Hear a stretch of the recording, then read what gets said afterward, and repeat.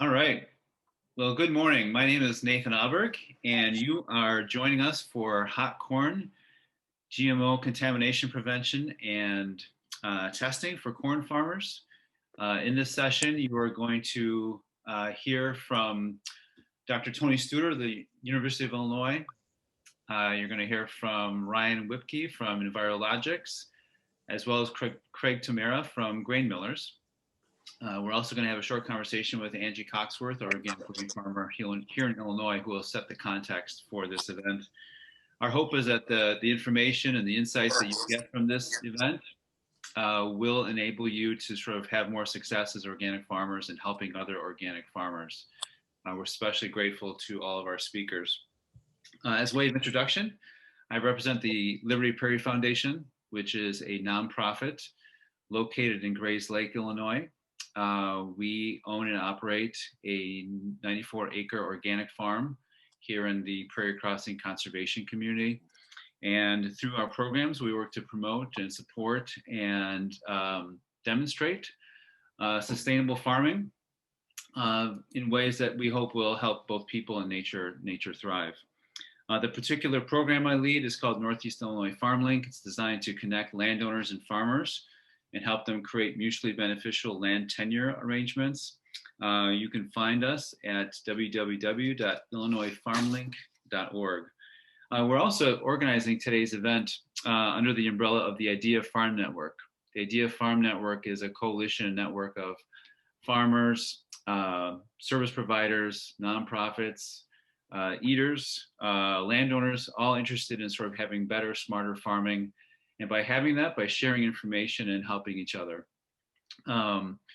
We actually have the coordinator for the Idea Farm Network with us, Kim Ernst-Pitcher from Prairie Rivers Network. Very happy to have her help and for her coordination. We also are especially grateful to the funders of the Idea Farm Network, which include the Lumpkin Family Foundation in Mattoon, Illinois, as well as Food Land Opportunity, localizing the Chicago Food Shed, which is an initiative of the Kinship Family Foundation, the Kinship Foundation and the Chicago Community Trust. Just a few notes on how this is going to be organized. We are recording it. Everyone will receive a link to the recording once it's converted into a YouTube.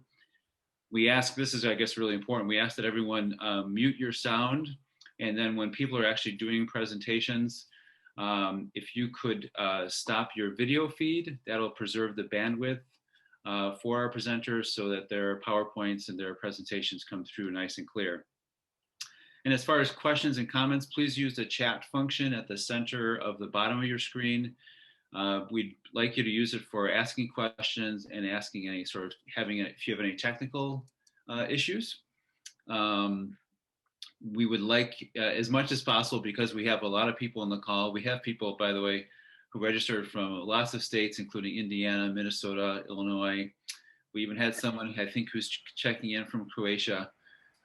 So just so that people are focused and aren't distracted or disrupted, we appreciate if you just use the chat function for questions and technical issues. At this time, I'd like to start off with just a short conversation with Angie, who's going to, I think, create sort of a nice context for this conversation. Angie actually helped us kind of recognize how much of a challenge GMO contamination is for farmers, and that kind of gave birth to this webinar. Good morning, Angie. Thank you for taking part in this. Could you start by telling us a little bit more about your farm? Well, organic farming is a second career for me. I was in the business world for about 20 years. And after my husband and I sold our business, I had an opportunity to do something different, I guess. And I grew up on my family farm down in Champaign County, which was passed down from my great-grandfather. And now my dad farms a small conventional farm by today's standards. So I ended up locating in DeKalb County, as it turns out. Started out trying to do some organic farming in Champaign County, but needed to be closer to where I live, which is Northern Illinois. and very fortunate to have relocated there because I'm surrounded by this hotbed of organic farmers who are very supportive and have been very helpful to me. It's been invaluable. Named my farm operation after my German grandfather. We called him Opa, and he really farmed organically before it was called that. So thought that was appropriate. My farm is 450 acres in DeKalb County, and I grow corn, soybeans, oats. I've been trying popcorn in my rotation as well. So, excellent. One of the interesting decisions you made was to invest in the purchase of an Envirologics GMO contamination equipment. I don't think every farmer does that. Can you explain a little bit why you thought why you decided to do that?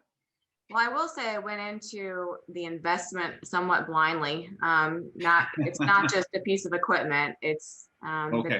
the knowledge on how to use it, and it's a very careful process and it requires a bit of training. But originally learned about GMO testing just through the local co-op who was testing our Pioneer seed before we planted for GMO contamination. In fact, in my first year, there was some contamination in one of the seed lots, which made me change my plans on what variety I was going to plant. Was also at the same time kind of hearing stories from other farmers about truckloads that were getting rejected at the buyers' facilities. So just thought it would be a good investment for my farm and with all the other farmers around me, so that we could check what's going into my bin. I could feel a little more secure knowing. Excellent. And so how have you used it, and what have you discovered by testing your corn and that of your neighbors? Well, I can tell you it's not 100% guarantee of exactly what the contamination levels are, but it is a decision-making tool, a valuable one. I have used it for corn that's going into my bins. I've also done a lot of testing. Now Pioneer comes to me and I test the seed for them. And I've had other organic seed company or representatives, salesmen in the area come and bring seed lots to test before we plant. Done a lot of testing of local farmers' corn before harvest as well to try to figure out where they might have hot spots in the field. Excellent. And so finally, can you just share what kind of impacts and challenges GMO contamination presents for you personally, especially, but also for other farmers that you know of? Well, I think that in general, GMO contamination poses a fairly big financial risk to a farmer. You work so hard to grow that crop and you'd like it to be what the buyer is looking for and get the premium that you've contracted. I have learned about trying to figure out where contamination came from, whether it was from the seed or from cross pollination. I've learned a lot about what the buyer's protocols are, how important the protocols are. Whether it's testing for the GMO contamination or even just getting a representative sample, so that you can feel that you are getting accurate information, and just that there's a lot more than just checking your. There's a lot that goes into avoiding GMO contamination in corn. So that's what I'm hoping that we'll learn today. Excellent. Excellent. Well, thank you for that. And so I'm now going to move to our first presenter, who is Dr. Tony Studer of the University of Illinois. He will help us understand corn pollination, how that works, prevention strategies, as well as some promising breeding developments. I'm actually going to ask all of our presenters to kind of introduce themselves, and don't be bashful. Please say what you're proud about and what you're interested in. And with that, I'm going to turn it over to you, Tony. Thank you so much. Nathan, does that look okay? Am I sharing everything? It looks great. And the corn behind you looks great too. Thank you. So good morning, everybody. My name is Tony Studer. I'm an assistant professor in the Department of Crop Sciences at the University of Illinois at Urbana-Champaign. And I've studied corn for over 20 years. I've been in industry a little bit, academia, research institutes. I've studied corn from its ancient origins in Mexico all the way up to modern hybrids. I've generated and evaluated transgenic events and also tried to isolate corn. And so I'm here today to kind of present a biological perspective and a genetic perspective on this topic. And then also I've accumulated some common practices and best management practices for preventing the GMO contamination of organic corn. So the outline of my talk today is just going to be starting with the basics of corn pollination. And so we have sort of a diverse audience of presenters and also attendees. And so I want to go over the basics. Some of it you may know, some of it you may find surprising. And I think this base knowledge will help us understand why we have certain strategies for avoiding GMO contamination. And then finally, I want to just hint at some of the latest research and breeding efforts that are trying to address contamination issues. You'll see that current strategies are not 100% and they have a lot of caveats, but there is sort of light at the end of the tunnel, including some of the research done at the U of I. And so now let's dive into the basic biology of corn. And so corn is a monoecious plant. And so it has the male and female flowers on two different parts. So we have the male tassel that produces the pollen gamete, and we have the ear, which is the female part of the plant and has the egg. It's kind of unique because only about 5% of flowering plants have this sort of sexual structure. And this difference in the location of the sexual organs actually leads it to be a natural wind pollinator. And this fact comes into play when we talk about how best to manage GMO contamination because of this wind pollinating nature and this break between the tassel and the ear. It's one of the reasons I love corn. It's one of the reasons I hate corn. So it's like this dichotomy that goes on. And so let's start with the male part here in the tassel. So the tassel is the site of where you have pollen production. A tassel can produce anywhere from, I've read, 2 million pollen grains to over 20 million pollen grains. And so really it's a powerhouse of spreading male gametes across the wide area. There's a lot of things that affect pollen viability and therefore how effective it will be at pollinating neighboring corn. And that pollen viability depends on a few factors. First of all, to understand pollen, it has a lifespan. And so a pollen grain is only viable for a few hours. That could be either reduced or lengthened based on some of the conditions I'm going to talk about below. And then time also plays into how long a plant will shed pollen. And so a tassel will shed pollen over the course of a day, and that pollen may be crunched down into a small window if you have rain events or it's extremely hot, or it could sort of stretch out and you could have pollination over the whole day. Temperature greatly affects pollen. If during peak pollination time you get a heat wave, that pollen is not going to be as viable for as long. It may not complete a pollination, and this can lead to poor seed set. Humidity also plays into account. It sort of has the Goldilocks effect. You can be too humid and wet, and that kills the pollen, or you could be too dry, and it makes the pollen non-fertile. And then the last thing I'd like to mention here is the duration of shed that is going to come into play when we talk about isolation. And that's a corn plant itself, if you're thinking about an individual, will usually shed pollen for about 5 to 7 days. But when you're thinking about a corn field as a population, that cornfield can actually shed pollen over 10 to 14 days just due to differences in the maturity stage of the corn that's in that field. And so that's almost a 2-week window where you have pollen flying from an individual cornfield. Now let's flip to the female side of the equation. And I'm going to start here with silks. And so each one of the silks travels down the ear shoot to an ovule. And so you need pollination to occur on each silk to get a kernel. So there's a one-to-one correspondence there. If you zoom in on the silk, you'll actually see that there's little hairs called trichomes that line the length of the silk, and that provides a attachment point for the pollen grain.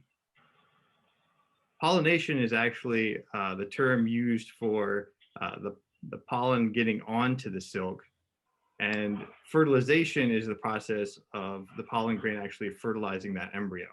And so what has to happen here is you can have a pollen grain attached, which is shown here in this picture. And then a pollen tube will actually grow and has to penetrate into the silk and will grow down the silk to fertilize that kernel. You'll notice that there's many attachment points along a silk, so you can have many pollen grains attached to the same silk. However, it'll only be a single pollen grain that wins the race and fertilizes that embryo. So we've talked about the male and female contribution here. And so this is why even if you grow organic corn, you can have GM contamination. And so if you have pollen that enters the system and fertilizes, you will have a GM contribution from that male pollen grain in the embryo. All of the tissues surrounding that embryo are actually maternal. So they are derived from the plant itself, from the ear. And so that will not have a GM signature, but the embryo itself has the DNA that was transferred by the pollen grain. So that's the basics of pollination. Let's talk a little bit about strategies for avoiding GM contamination.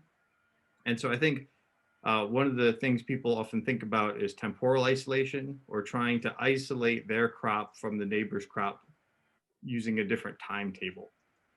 And this can be done in a couple different ways. It can be done by altering the planting time. And so where you adjust your planting time so that the pollination of the neighboring field will not occur at the same time as the pollination of your field. This can be done via planting time, and it can also be done by selecting a different maturity hybrid. So if you have, I think someone needs to mute, thank you.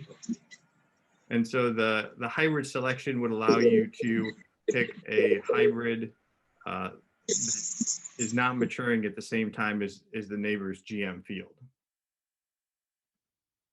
Temporal isolation is fraught with many problems, and so results are highly variable. And one of the reasons for such a high level of variability is due to the weather.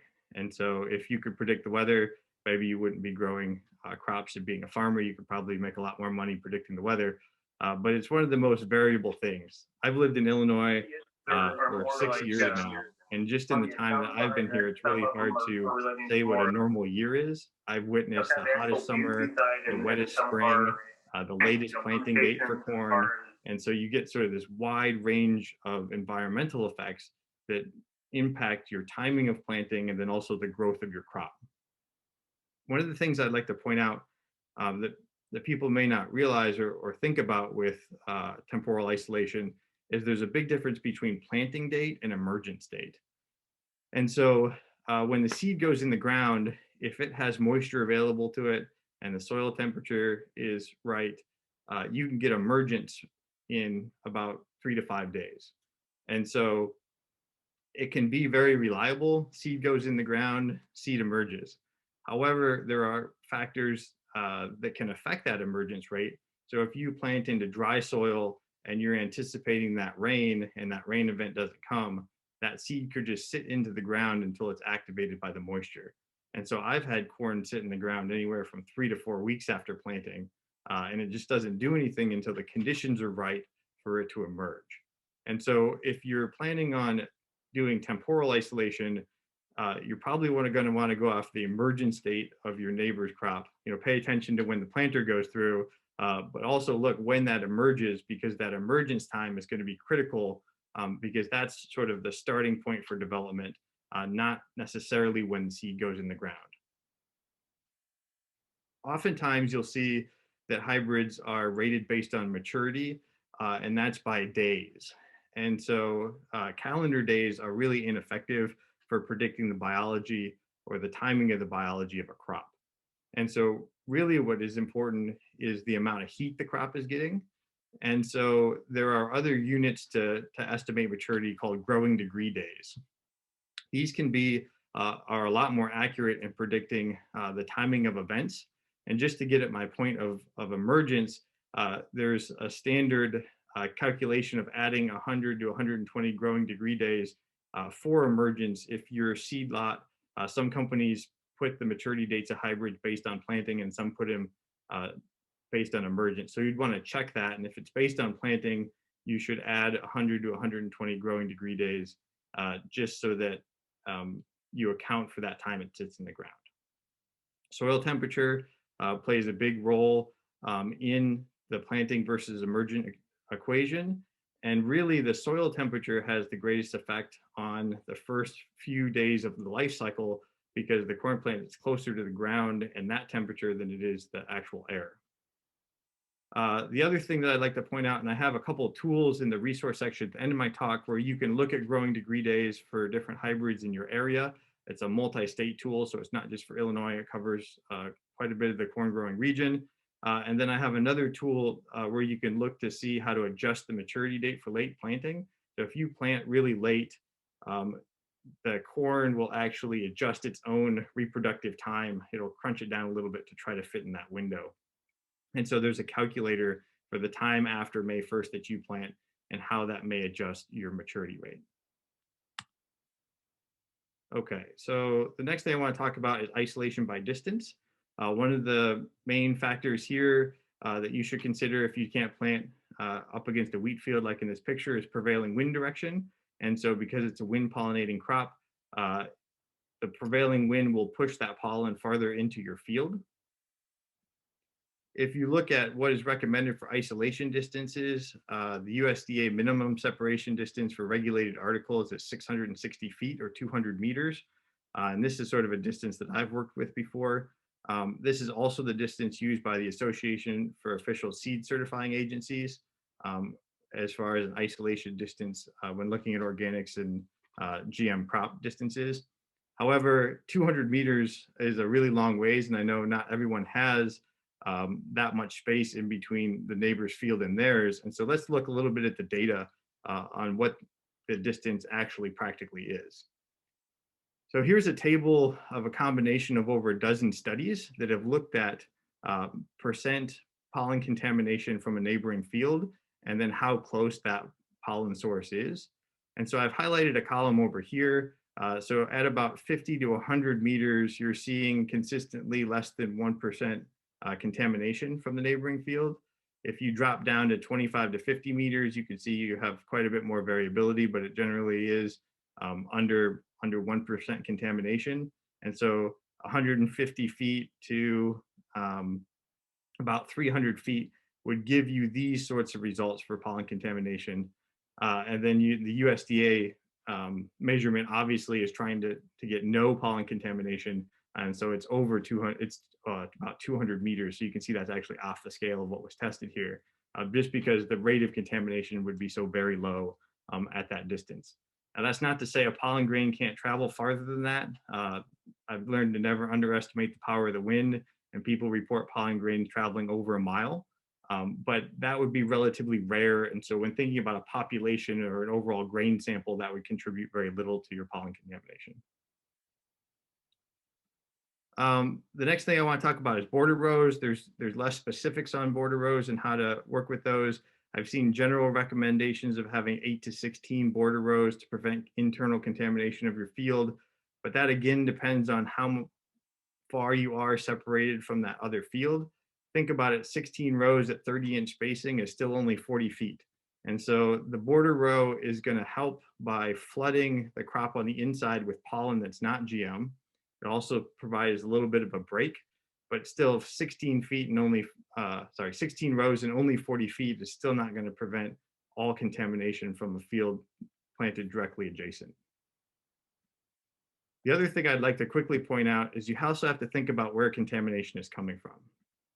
And so I've been talking so far about outside contamination. And so if you think about this as your field and you have prevailing winds from this direction, you will find contamination, but each pollen grain is going to add sort of 1 point of contamination. So a pollen grain fertilizes a kernel. Say you've got a 300 kernel ear, so you need 3 kernels to hit a point, to hit a 1% contamination rate. However, if you've got escapes from your seed, so if your seed is contaminated that you plant with transgenics, each one of those plants is going to produce an ear that's 300 kernels that are contaminated. And then they're going to have a zone of contamination around them. And so you can see that having contamination in your seed lot is a really large source of contamination, and maybe much more so than what you would get due to pollen drift. So that's something I want people to consider, and some of the other speakers might talk about this a little bit more later. So what's the right way? It really depends on your farm. It depends on your situation, what you're planting, what your neighbor's planting. I think you should consider all of these factors, and hopefully the biology gives you some context in making that correct choice. One of the last things I want to touch on and highlight is that there is research looking at addressing this specifically. One of my colleagues at the University of Illinois, Dr. Martin Bone, breeds corn for organic systems, and recently received a grant from the USDA Organic Agricultural Research and Extension Initiative, where they're looking with scientists from Iowa State and USDA in ways of breeding better organic corn hybrids, and then also incorporating a pollen isolation system. And so this is really the thing that gets me excited as a geneticist. There are things called gametophyte factors, and you probably haven't heard of these, but they were first identified in 1902. But if you grow popcorn, you've probably used these. And so one of the wonderful things about popcorn is it has this gametophytic system. And so its pollen can pollinate dent corn, but dent corn pollen can't pollinate popcorn. And so this preserves the structure of the popcorn kernel and allows it to pop. And there is zero contamination of the dent corn into a popcorn field.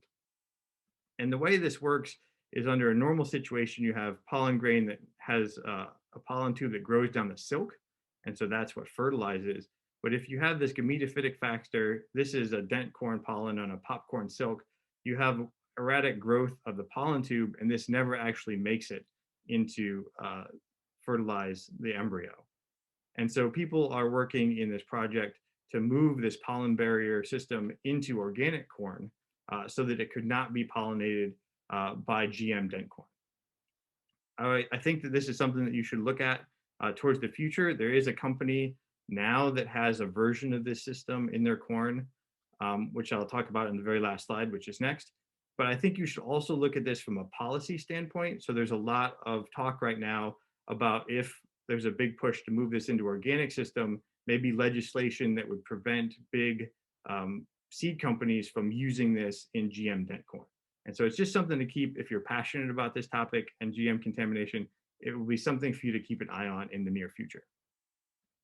So finally, that's all I have to say. I have a list of resources here. There's a couple really good tools. If you want to shoot a question to me in the chat, I'm happy to post some of these links in the chat for the GDD tool, hybrid maturity. Blue River Organic Seed is that one that produces the pure maize that has a version of that system in it. And with that, I'll take any questions, or we can move on to the next speaker. Well, thanks very much, Tony. If anyone has any questions, I'd love to see it in the chat. I guess I would be curious, Tony, if you've had contact with actual farmers who have been frustrated with GMO contamination, who have sort of shared their stories, and anything that's kind of stood out to you about them.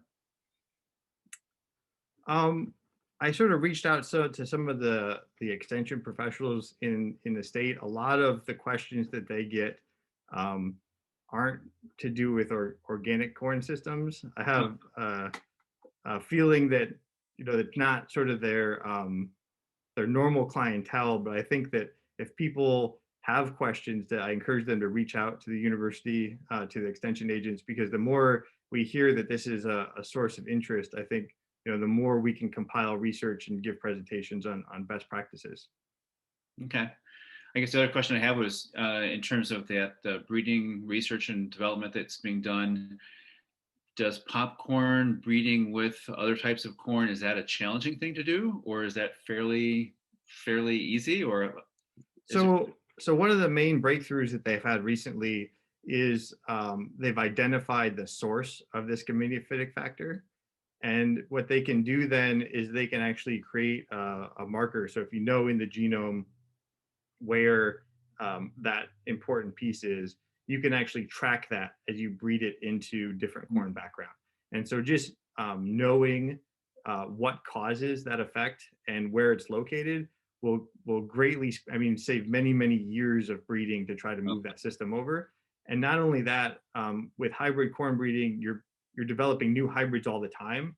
And so it's not practical without knowing exactly where that is in the genome to keep it in elite material. And so knowing where it is going to keep it in elite material so that organic farmers won't be growing the same thing they grew 10 years ago just because it's the only thing that has it, but it will keep them current with the germplasm. Got it. We do have one comment from Mark saying it would be a good reference to have a list of non-GMO buyers and facilities to help farmers find the closest to them. Maybe that's something we can send out with everyone's help later in an email to everyone who registered. But with that, Tony, I think we're good. Thank you so much. Really appreciate the background. Actually, we do have one question from Vinbai. Hello, if we use gametophytes in organic corn, will we now not be producing a transgenic form of corn, therefore GMO? Does that make any sense, Tony? I mean, I could try to take that. So the gametophyte factor is naturally occurring, and so it exists mostly in popcorn germplasm, and so it is not a transgene. It's not modified from any kind of standpoint of genome editing or anything, and so that's a naturally occurring system that occurs in corn, and it's moved into germplasm through traditional breeding practices. And so having that gametophyte factor in the background of organic corn does not make it a GM product. Excellent. That's super helpful. I was a little curious about that myself. Great. Again, Tony, thank you so much. This was super helpful. Great framework for the conversation today. And like I said, I'll be on the chat. So if people come up with questions, I'll kind of monitor that as other speakers are talking. Okay. Sounds good. All right. Next, we're going to move to Ryan Whipke of EnviroLogics to start up his presentation and share a bit of background about himself as well. We've given Ryan just a little extra time because in some of our pre-conversations, we realized, boy, there's just so much about testing that's kind of perhaps unknown to a lot of farmers. So I think you're going to really find this presentation by Ryan super helpful. Ryan, take it away. Thank you, Nathan. Yep, so I've been at EnviroLogics for 10 years. Did 6 years in R&D, 4 years in marketing, still in marketing. My current role is to charter new cases, business cases for GMO and mycotoxin product development and support the commercialization of that. Here today to tell you a little bit about how the GMO testing actually works at a very high level from the biology, and then more specifically about the testing technologies and how they're used to enable the non-GMO markets. So I'll jump in and please type any questions in the chat. So there are many challenges for detecting GMO in corn. Some of these come from the market. So there's different end customers that have different requirements. So you really got to know who you're selling to and what their requirements are. From a grower's perspective, it's, what elevator or processor am I selling to? And really understanding what type of test they're going to hold you accountable to. And if they have a specific threshold that they're looking for is very important for the grower. So for example, the non-GMO project, they have a 5% cutoff in feed.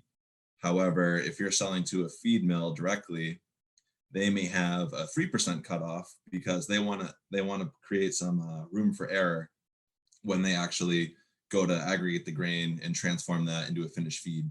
So it's very important for you to know your buyer and know what they're testing with and know their thresholds so that you can be aligned with their testing protocol so there are no surprises when you go to make that delivery. The next challenge is, when we think about GMO testing, it's to support the entire supply chain that enables that value-added product that has that differentiated label and that claim that's backed up by testing.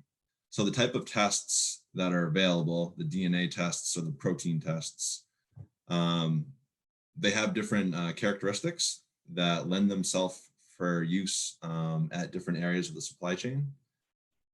So some of these areas quickly could be testing of the corn seed itself for purity, testing at a probe stand to judge purity before putting it into a bin. So you have your options depending on what type of test you want to use. And those and usually the test is determined by the need for speed. And we'll go into a little bit more detail around what's the appropriate test by the use occasion. And another challenge with corn is that there are a lot of traits that are commercialized, multiple modes of herbicide tolerance, multiple modes of insect resistance, and multiple quality output traits, whether that's drought tolerance or like expression of amylase from anagen corn. So there's a lot of different traits out there. The actual end markets, whether it's an export or the non-GMO project, they may have different requirements for what they actually test for. So being able to develop a test that is comprehensive and supports the particular label can be difficult when it comes to making it cost effective.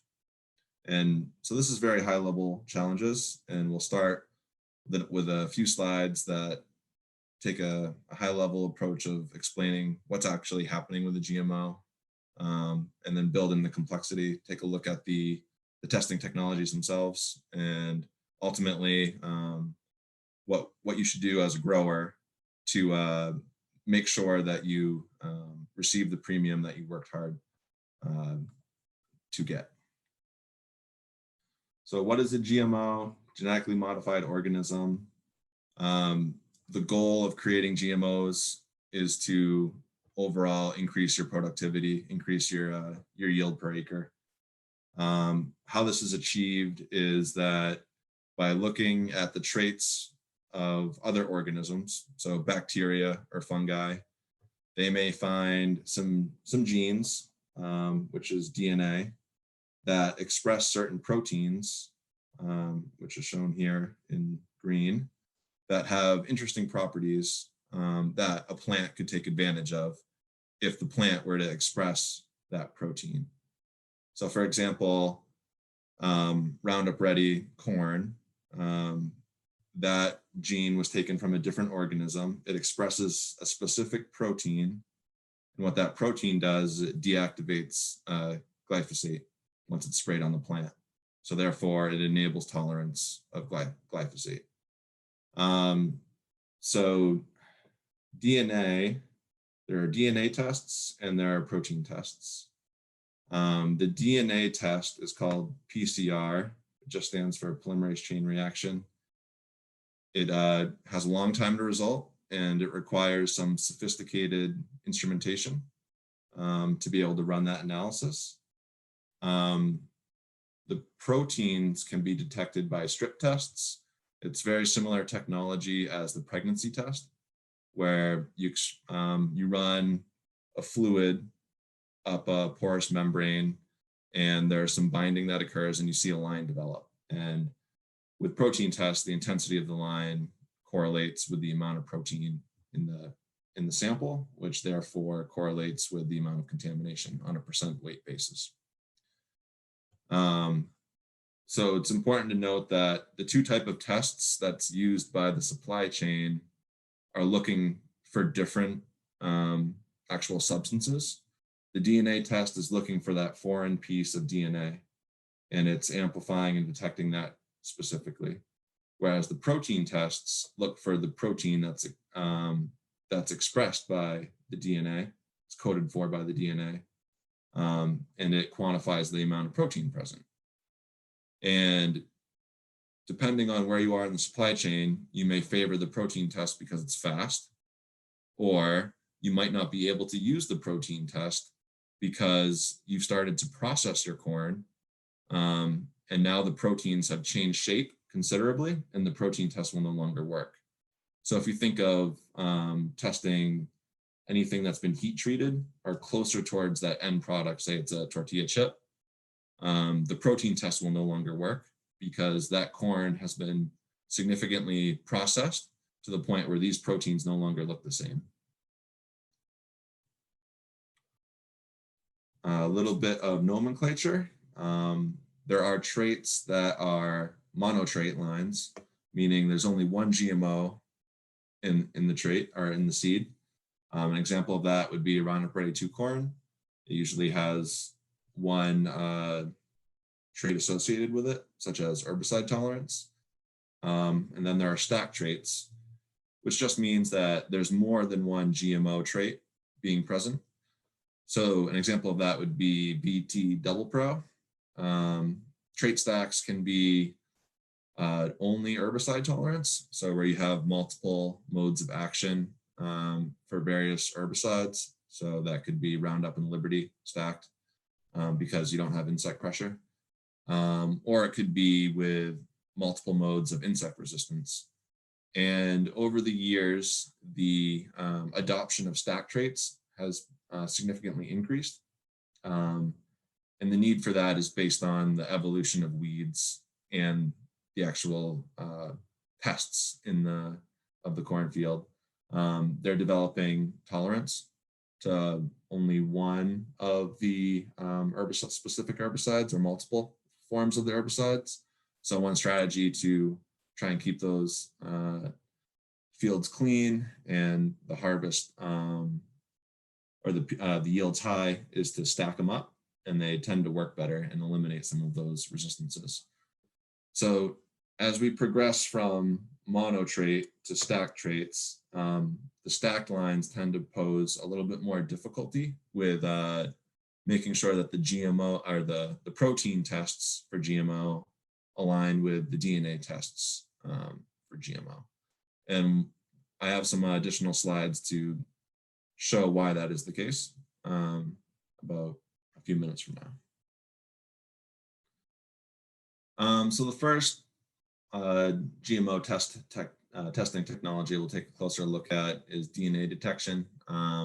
So once again, the actual method is PCR, polymerase chain reaction.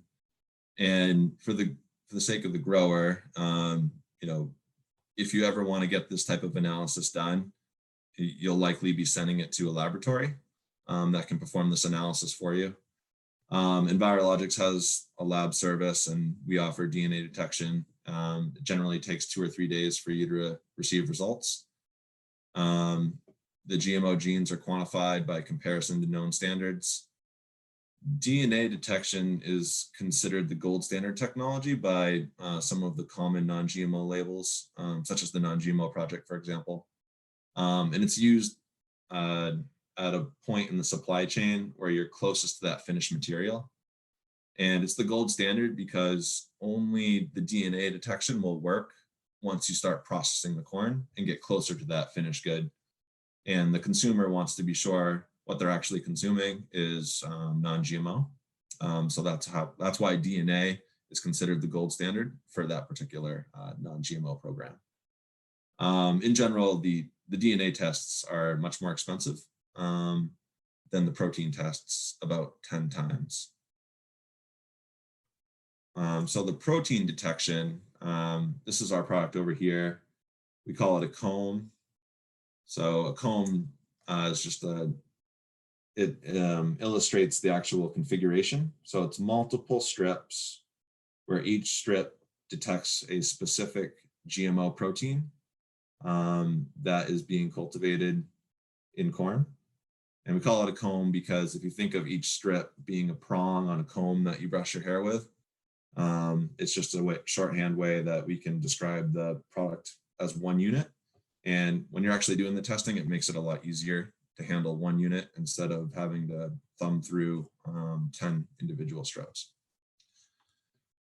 So these detect the proteins. It's a 5-minute runtime, similar to a pregnancy test. Since they're so fast, they're great for screening grain at delivery points or critical control points that help you segregate the grain based on the contamination level.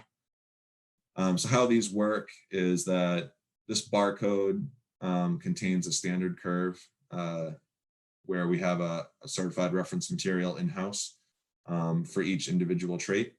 And we look at the line intensity. The darker the line, the more of the GMO protein present in the sample. And the reader, it's called the quick scan that we offer. It basically measures the line intensity, the reflective units off that line, compares it to the standard curve that each manufactured lot gets built around. And then it assigns a % contamination level based on that line intensity. We have some example reports that we can talk through over the next couple slides to give you a closer look about how that report is actually generated and how to interpret the report. So if you're looking to send out for DNA analysis, the process would look a little bit like this. First, you'd call in your order. They'll help you with the right product order, the right catalog number, etc., where to ship the product, how much of the sample to ship. Then it would arrive at a laboratory. There would be some processing that would be done. Particularly, it's extraction of the DNA and purification of that DNA. And then there's the actual PCR test that occurs where that DNA is amplified, detected, and quantitated against the standard curve. A standard panel, this is one that's used by the non-GMO project right now for GMO corn detection. It includes 4 individual tests. So similar to how the protein tests has 10 strips, 1 for each specific trait, the standard GMO corn panel has 4 individual tests, and these tests are summed up to create a GMO sum. And then that GMO sum is what you'll be compared to by either the non-GMO project itself or whatever the non-GMO program or export customer requires to be under for a GMO sum. So this is just a standard panel. It can change depending on your customer, depending on the buyer and the non-GMO program itself. So the names are going to look different too, because they're detecting events and not the protein. So for example, or they're detecting genetic sequences rather than the protein. So MIR162 expresses a specific protein. I can't remember off the top of my head if it's VIP3A or if it's modified Cry3A, but that encodes a specific protein. Whereas some of the other DNA tests like CMV35S, that is a piece of the DNA strand that is commonly used across many of the GMO traits out there. So it can capture a lot of the contamination. There's a slide that compares the 10 traits on the comb to this PCR panel coming up, and you'll be able to see how it can capture various traits by using one genetic sequence. So what does the protein test look like?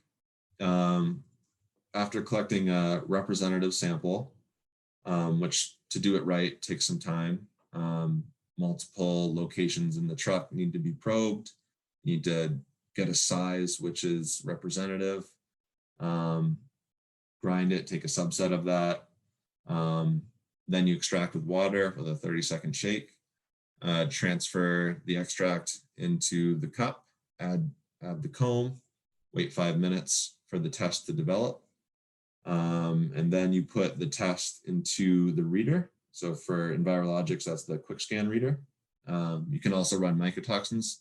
The reader also tests for mycotoxins. So if your buyer has a concern about mycos, they can run that and get the data alongside the GMO in one report. This provides individual line quantitation or individual trait quantitation, and then it takes a GMO sum of that as well. And that GMO sum is generally what you're compared to on the decision about whether they're going to accept the grain as non-GMO or have to accept it as commodity. So now we'll take a little bit closer look at what these reports look like and how they compare. So first off, these 2 reports do not represent the same sample. They're just, they happen to be screenshots that I had access to. And I just wanted to walk through these a little bit to show you what type of data would be generated. So I already walked through the DNA test a little bit, where you have the standard panel for corn has 4 individual tests that are quantified and then summed up into a value. And then the GMO corn comb has 10 tests on it that are individually quantitated and then summed up for a GMO corn sum value. So generally, depending on where you are in the supply chain, these GMO sums are going to be the ones that are compared to the acceptance level. And then the decision is made at that specific point, typically either with the protein test because there's a need for speed, or with the DNA test because it's a complex sample, it's been processed. And the only way to really find out if there's GMO in there is to run a DNA test. So we often get the question, do DNA and protein tests provide the same result for the same sample? And in some cases, yes. In some cases, no. It depends on how that sample is contaminated. But generally speaking, protein tests are a conservative screening tool. And they will provide results that are equal to or greater than the DNA test.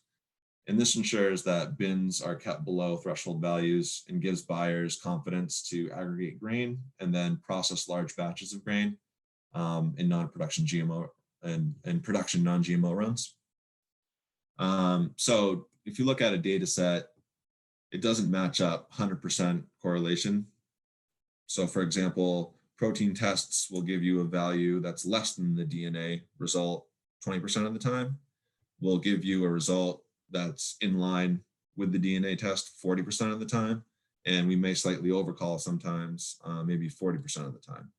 So we are actively trying to figure out how we can bring the protein test closer to the DNA test. And we just launched our lab service, and we're thinking that we'll be able to use, if our customers allow us to use their samples for R&D purposes, we'll be able to use that data that we're generating in our lab service to compare it to our protein tests, our combs, and come up with mathematical ways to normalize the two. So that's something that we'll be working on the next coming years, trying to bring any discrepancy to a closer agreement. But fundamentally, why do they give different results? To answer that is a bit complicated, and it involves some advanced concepts from biology. But at a high level, the reason is due to all the stacking that occurs in GMO corn, and then how those stacks can contaminate non-GMO corn. So if you look down at the panel here, the DNA standard panel, this CAM-V35S is a common genetic element that is in the genes for Cry1, CP4, Cry3, Cry1F, PAT, Cry34, and Cry2. So in some cases, there's contamination, say that it's a stack of herbicide tolerance traits. So you have your Roundup and your Liberty, which is the PAT. In this case, we would call that correctly. It'd be 1-to-1. But in other cases, there might be only 2 35S's present in the stack, but we're detecting 3 proteins. So we'll have a tendency to slightly overcall it. The problem is that we can't say for sure where this 35S is coming from. So that's why we tend to give a conservative answer. So that's a bit of a complicated explanation. I'm sure there'll be some questions on that. So I'm happy to come back to that after the presentation is wrapped up. Okay. So the right GMO test type depends on your need and the use occasion. So if you're just looking for a result, if you just want to send out to a lab, you actually have both options. You could do the DNA test or the protein test. So if I was a grower of grain, I would want to send out to a lab and get my grain screened by the protein test, knowing that the protein tests, so that's the combs or the strips, those are the ones that my buyer as a grower are going to use to evaluate the purity of my corn. I would ask for the same type of protein test if I'm buying corn seed to be done, because I need to know that whatever I plant is at the right purity level as determined by the protein test, so that there's no surprises when I go to sell it, assuming I don't get any contamination during the growing process or transportation process. So if you're doing a DNA, why you'd want to send out for a DNA sample is if you're primarily a processor, which comes down to some of these milling products in the finished food or finished feed itself. The protein test simply won't work there because the processing changes the protein shape too much and the results can no longer be trusted. Some of the other reasons why you would go with a protein test, it's because it's less expensive, about 10 times less. And the actual equipment, so the quick scan reader that reads the GMO and the microstrips that Envirologics makes, those are measured in the low thousands of dollars, where a PCR machine, a thermocycler, costs tens of thousands of dollars. So that plays a role in deciding what system to invest in. And then also the speed. If you're trying to segregate grain based on the point of grain delivery, DNA testing, it doesn't fit the use occasion or the need. So to sum that up, it's time to result, the sample itself, and the cost of the test that determine how I'm going to evaluate whether the sample contains GMO or not. But ultimately, in addition to these factors, there's also what you need to do to conform with any non-GMO program. So the non-GMO project requires PCR testing for these, for say, for example, corn gluten meal or any type of processed material to get that butterfly label. So there are some standards that, and also export customers that will say, I need the final screen to be PCR or a DNA test. So since this webinar is to support growers and make sure that they have good guidance on how to grow non-GMO and to earn that premium that they work so hard to get, we put together a quick slide to discuss that scenario.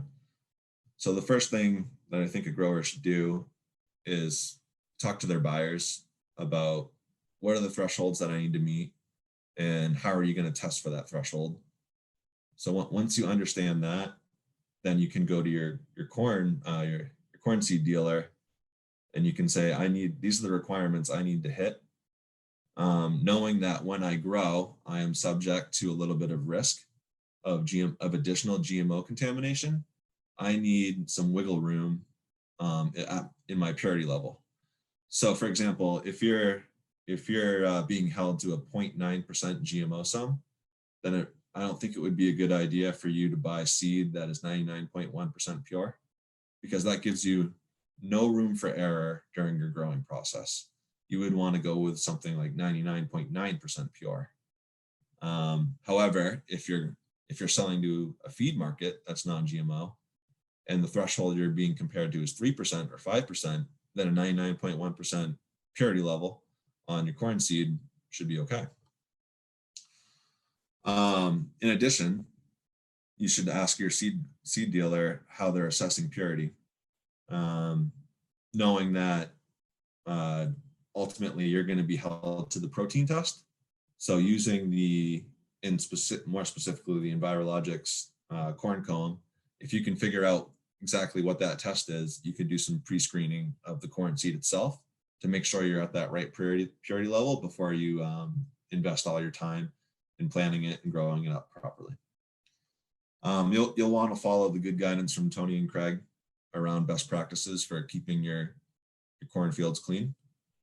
When you go to harvest it, store it, and transport it, you'll want to pay close attention not to have any commingling with GMO grain, and also GMO soy.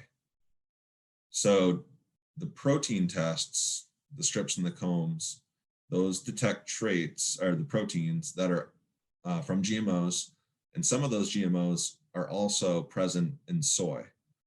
So DNA tests can be specific enough to say the DNA I am detecting is from corn, and it's a corn GMO trait. The protein tests are not that specific. They just say, I see a GMO and here's the level that I see. It won't tell you whether that GMO comes from corn or from soy. So you got to be careful about having some commingling with soy as well as you store and transport your grain. And if desired, you can do some advanced testing before you invest in the freight to move your grain to the buyer. Finally, Nathan had asked for a few sources of seed for non-GMO corn seed, and we know that these companies here do a good job with their testing in general. So Blue River was what Tony had talked about before. They offer pure maize, but they also have other different types of non-GMO corn seed available. And Albert Lee they offer a couple different purity levels. They offer 99.9% pure and 99.1% pure. So once again, if you know what your thresholds are, you can make a better decision about your corn seed in terms of how much should I pay and what are the varieties available to me. So that wraps up the presentation. Nathan, I'm sure there's some questions, so I'm happy to take those now. Great, Ryan. Thank you so much for that presentation. You really dived into a lot of depth, and I think you made it really clear. We do have a few questions. I'm just going to run through those. First, here's a question. The GMO DNA test is a classical PCR or qPCR? Also, do you sell the PCR testing kits to those who cannot send their grain to your labs? So 2 different questions there. All right, so Envirologics uses quantitative PCR, at least for evaluating grain that needs non-GMO project approval. The Envirologics lab is ISO certified and it's approved by the non-GMO project. We do also have qualitative tests available, but those are generally very trait specific. So depending on what your needs are, I think we have maybe 13 or 10 of those qualitative tests that we can run. But most customers go for a quantitative screen that uses qPCR to do a non-GMO assessment. And will those generally give pretty much the same results in terms of, is there much deviation in what they find? So the quantitative tests give you a percent value, okay. Where the qualitative ones will just give you a yes/no answer. Okay, got it. Okay. So it depends on your seed pool size. Got it. There are statistical methods. So a lot of the seed producers themselves, they use a tool called SeedCalc 8, and they have statistical models where you could test, for example, 30 seed pools of 100 corn seeds, and if they all show up negative, then you can say that my grain is 99.9% pure. But if one of those pools gets a positive hit, just a yes/no positive hit, then that purity level goes down to a certain interval level. It might be 99.6. So that's an approach that usually seed producers will take because they want to be able to use that statistical model to really ensure that their germplasm is clean. Got it. And then what about the other question? Do you sell PCR testing kits to those who cannot send their grain to your labs? No, we do not. And that's generally because the capital equipment, a lot of our customers don't have thermocyclers, which are tens of thousands of dollars. Okay. And then the purification equipment as well. It's a very significant investment. And it's also, it takes a trained, usually either a tech school or a bachelor's degree to actually execute a PCR assay. So that's why it costs 10 times more. Okay. We also have a question from Angie. How do you get a representative or reliable test of seed lots prior to planting, especially when the seed lot can be split into multiple bags or units? Does that make sense? Yes. I think you have to work with your corn producer to build that level of confidence. You know, I see that I'm purchasing this lot of seed. Can you show me the C of A for the non-GMO, the certificate of analysis for the non-GMO test that was performed on it? If you want to, if you're already at the bag level and that's not available to you, then you have to sample a little bit out of each bag. And I don't know off the top of my head what that model would look like, but it's something that I could probably do some research on and provide some guidance at a future date. Excellent. And actually, when we get to the end, I'd love to hear a little bit more from Angie about those questions, because I think that's been a significant area of frustration for you.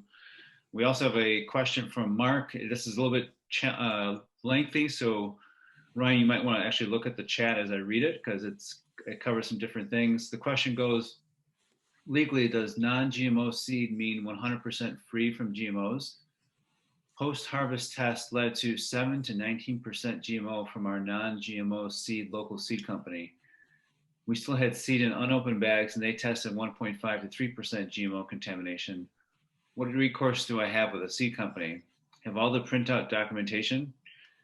He has all the printout documentation. Multiple tests led to a large range of test output from same sample. 3% or less is the local elevator market. There's a 9-acre GMO field located north of the field with a 40-foot prairie buffer. GMO corn was 3-leaf when we planted. So first I'll have Ryan jump in, and then maybe there might be someone else like Tony who might want to jump in too. But why don't you go ahead, Ryan, tackle your part of what you think you can answer in regard to that question. Okay. So I don't know about legal recourse. And so for non-GMO claims, at least at the consumer level, there are regulated. Some of the claims are regulated, some of them aren't. By regulated, I mean in order to actually put the non-GMO project label on your consumer product, you have to have performed some level of testing to do that. What about? Oh, go ahead. I'm sorry. Keep going. Sorry, there was so much there. I actually don't have the chat in front of me. I gotta find that. Okay. Can you remind me the next part of that question? Well, it sounds like he's had different levels of post-harvest testing results. Everything from 7 to 19%, also 1.5 to 3%. Andy, could I actually ask you to jump in? Because Ryan was talking about sort of the consumer level, someone who's buying it to use for either feed or for making something for human consumption. Have you found any standard around what the level needs to be from the seed supplier?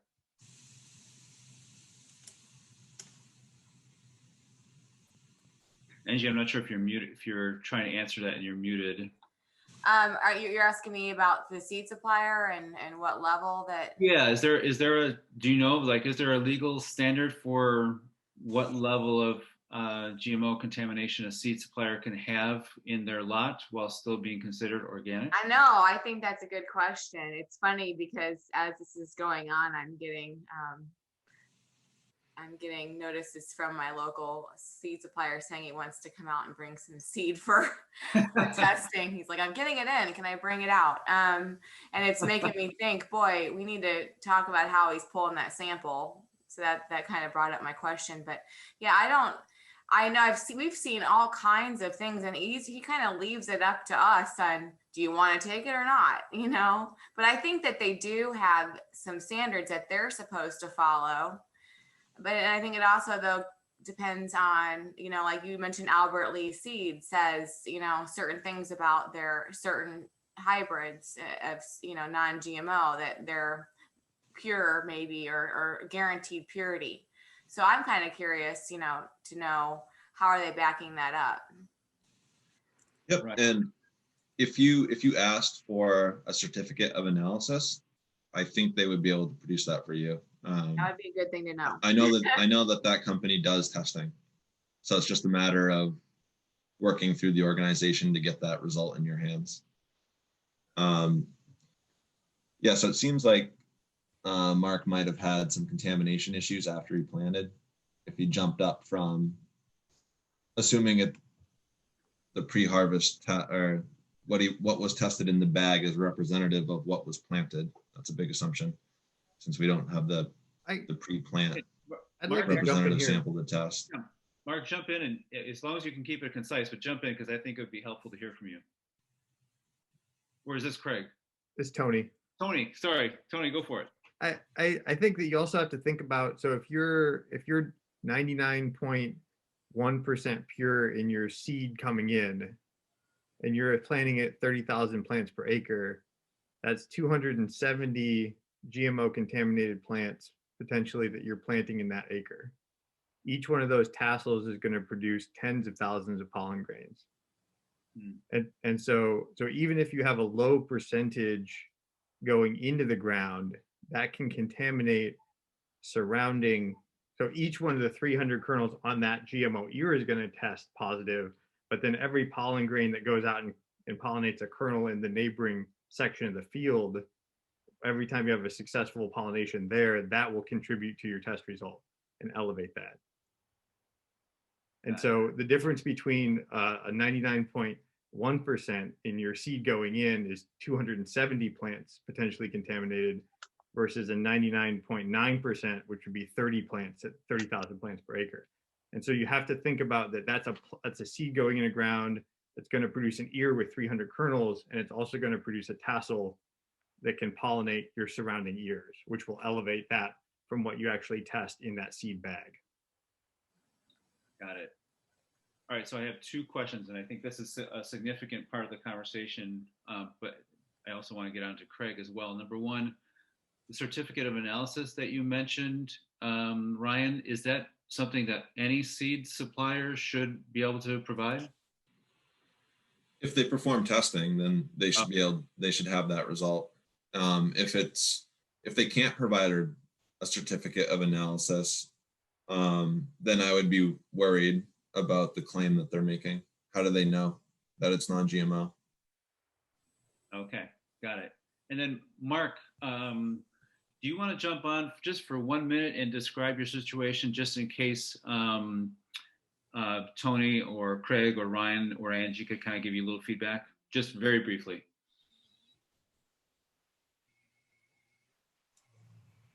Yeah, thank you for the opportunity. I guess it's frustrating to be at this point. We've been growing corn for some time. This is our first failed crop that we've ever had. And it was a really surprise to me because we planted, 3-leaf stage with the neighboring field, which was 9 acres to the north of us. But I guess that brings up the question, we had some open seed. We had seed in the planter. We tested it. It was a huge range, 1.5 to 3% on our seed. So it sounds like to me that you guys are alluding to that the seed is more of an issue rather than cross-contamination of a neighboring field. Is that correct? And by the way, none of this was through any kind of probes. We sampled directly out of the truck or out of the bag. From my standpoint, it sounds like you did a lot of the right things, right? So you didn't go by planting date. You looked at the emergence and the V stage of the crop that was neighboring you.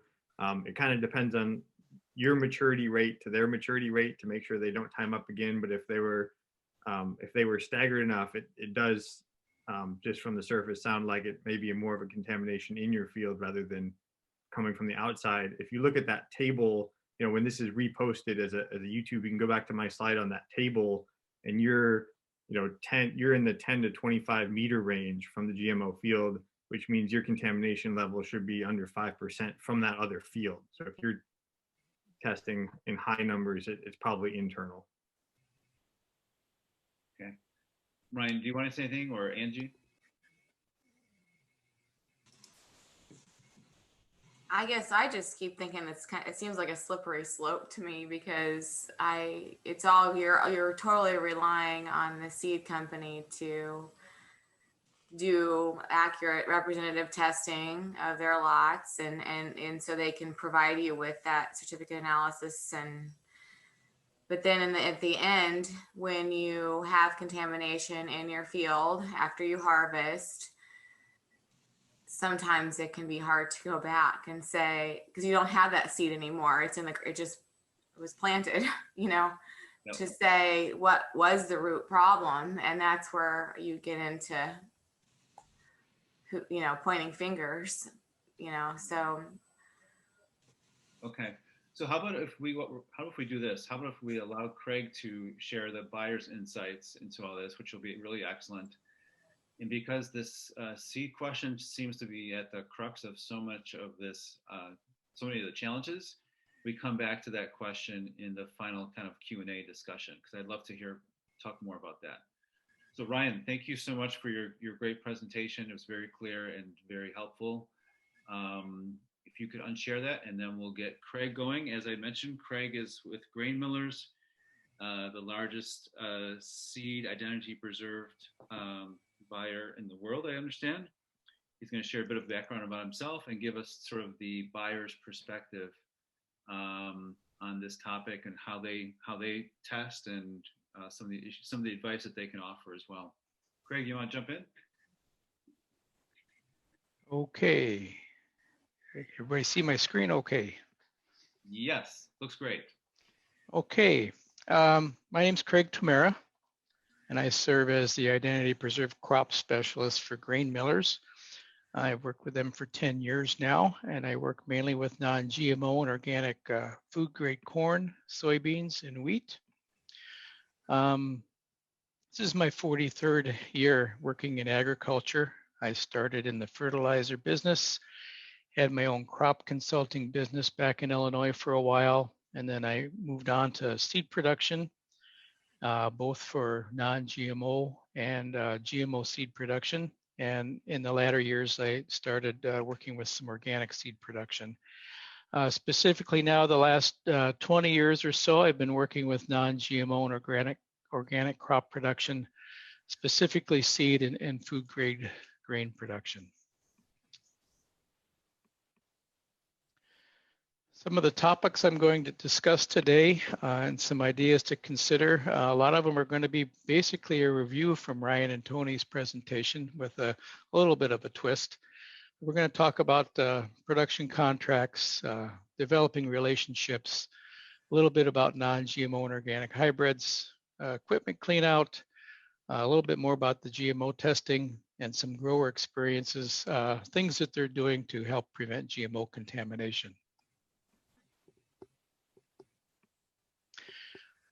The first slide I like to start all my presentations on is this one, in that if you're in that specialized market, especially food grade production, we are producing a food ingredient. We're not producing grain anymore.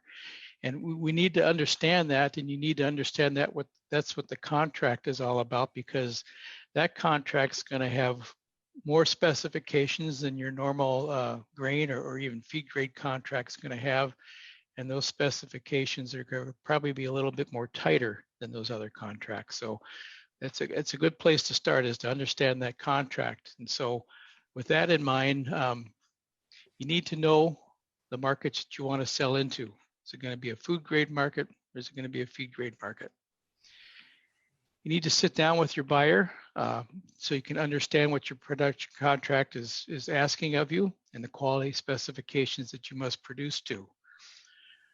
This particular webinar is focusing on GMO detection limits. And so whether that's a food grade contract or a feed grade contract, those detection limits are going to differ. And even within food grade contracts, company A is going to have one maximum level of detection that they'll allow. Company B is going to have another. Company C may have another. It's not standard across all companies.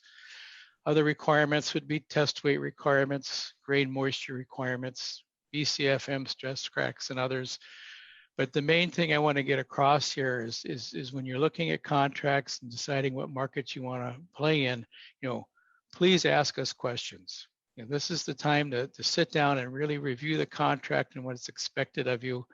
I'd much rather someone come back to me and say, hey, Craig, I've looked over this contract and the specifications, and I just can't do it. I just don't think I could do this and be successful at it, or they're too tight, or I don't agree with them, something like that. I'd much rather have that conversation with you before planting than to have the conversation with you after harvest or at delivery time and have to tell you that, your corn looked nice, but we had to reject it because of GMO contamination or some other specification. It's not a conversation I like to have. And quite frankly, all the companies that are in our business, that's a phone call we don't like making. And quite honestly, we're in business to help you grow good food grade products and to help you succeed at that and not to reject your product. It's just really, not a good conversation to have after you put a whole summer's worth of work into it. Secondly, if you're going to work in the food grade markets or any market, you want to develop some good relationships. First with your buyer and processor. Again, ask your questions about the contracts, know what your specifications you need to grow into, what are their needs for different types of crops, and also they'd like to hear back from you on, during the year, what crop updates, how's it going, are you having problems,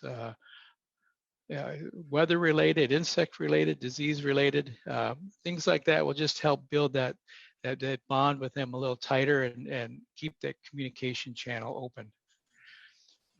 Develop your relationship with your neighbors. And I'm sure many of you are already doing that, but keep them informed on your cropping plans and learn about what their cropping plans are, especially if they're going to produce GMO crops. Again, this develops better communication lines between you both and will help in case problems arise later on down the road. Also develop good relationships with your seed companies. They've got a wealth of information that they don't always readily share with you, but if you can ask the right questions or press them for answers, I'm sure they'll get it for you. But again, discuss with them what markets you're producing for and what specifications you need for those markets. That way they're not trying to sell you, high yielding hybrid A because, that's the hot one for the year. But, maybe they have some other hybrids there that'll fit, the exact market that you're trying to grow into and would, in the end, make you more money. Ask them, what are they doing to promote seed purity in their seed production fields? And of course, ask them and discuss with them if they have any GMO test scores available on their seed that you'll be buying. A little bit about non-GMO hybrids and organic hybrids. Grain millers for our food growers, we do have an approved list that we've tested for food quality specifications. We don't test the hybrids for GMO. We allow the seed companies to do that. But when you look at our list, or if you're looking through the seed catalogs, there's going to be some terms out there that you might not be real familiar with. And I'll go through those real quick here. The AgriGold Seed Company, they don't have any designation next to their hybrid numbers, but they do state in their seed catalog that all seed lots are PCR tested, and any that show a test score of less than 1% are directed to growers for non-GMO / organic premium markets. If you look at the Beck's catalog, you'll see a PQ designation after some of their hybrids. That stands for premium quality, which means they're 99.5% plus purity non-GMO. The Bayer Seed Company, and they've got a lot of seed companies under their umbrella. They have an A designation, which stands for less than 2% GMO detection in that particular hybrid. And they have a AA designation that says that it's less than 0.25% GMO detection on that particular hybrid. So in that case, we need to make sure we keep our A and AA straight when ordering our seed. Prairie Hybrids has a PCV designation on some of their hybrids. which stands for less than 0.25% GMO detection. Viking or Albert Lee seed, as we mentioned earlier, they have a designation P, which is pure non-GMO, which is 99% pure non-GMO. And they have the UP designation on some of their hybrids, and that's 99.9% ultra pure non-GMO. I checked the Blue River company. I called Scott there and also checked their catalog, and they don't really have a stated percent assurance like the other companies do, but they have a nice little section in their seed catalog that explains how they produce their organic seed corn from the field through the plant and sampling, following all following all NOP regulations for isolations and buffer zones. They have an organic certified seed conditioning plant. Scott did mention that they do a lot of field inspections and a lot of field roguing to make sure that the plants out in the field, there aren't any off types in there, at least the ones that they can see anyway. They also do seed lot GMO testing, but they don't usually make those numbers public unless someone calls and asks for them specifically. There's many other seed companies that have a lot of good hybrids for food and feed grade use that do not market or state in their publications any certain GMO assurance level for purity on their hybrids. I'm not trying to single out the ones that do, that they're better or they're not better, because there are a lot of other companies out there that our growers use their corn for. There's various reasons they don't market those particular numbers or don't have a special marketing program that designates certain varieties are more pure than others. However, these companies, as well as the ones that we spoke about earlier, in the last 5 or 10 years, seed development, seed growing has changed a lot. So they've made a lot of big improvements in their seed production protocols with equipment, seed conditioning facilities, a lot of different areas to help them reduce the occurrence of cross-pollination and contamination of seed purity. I guess, the best thing to do, again, is to develop that relationship with that specific seedsman that you're working with and discuss some of these concerns that you have and discuss with them what you're trying to do, and they'll get the information for you. The grain millers, grain sampling, and non-GMO testing procedures, I'm not going to go through step by step. I will say that as far as grain sampling on all inbound trucks bringing grain into our facilities, we follow the FGIS grain sampling protocols, period. There's no other protocols to follow, really. We don't make up our own. We want to make sure that we're doing things that are FGIS approved and can back up in case any questions or concerns come up later on. As far as GMO testing, especially for our Marion, Indiana corn plant and our St. Peter, Minnesota plant that also handles corn, both plants have been trained and certified by Envirologics on the use of their strip tests and their protocols for performing these tests. And we go over these every year. So I hope everybody can feel confident in grain millers sampling their grain using FGIS sampling protocols and knowing that we stay up to date on the use of the Envirologic strip tests. A little bit more about the strip tests. We saw a picture earlier of what a comb test looks like. I have another one here. In fact, it looks like the same picture almost. These are the events on the left there that the strip test is testing for. The middle column is the sensitivity that it can test to, and the far right column puts that in numerical numbers. So 0.25% sensitivity is 2 GMO kernels or grains out of 800, and so on and so forth down the line there.